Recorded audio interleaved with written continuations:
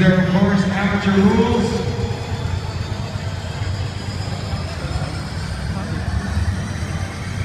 Oh, this is the hard one, too. See the athleticism of these people? Jumping up and down. This is just the second round. Yan ang ating 5-4.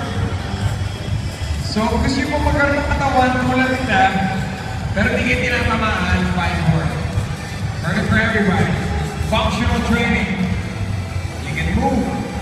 And complete total body workout. Kasi iba dyan, like me, okay, upper body, maliit na lower body. Kailangan mo 5-4 para kompleto. And it's a great supplement to all the sports. But first, bago tayo mag-5-4, bago tayo try out ng any training, consult a doctor first. Always consult your doctor first para makita mo na yung kondisyon mo sa health.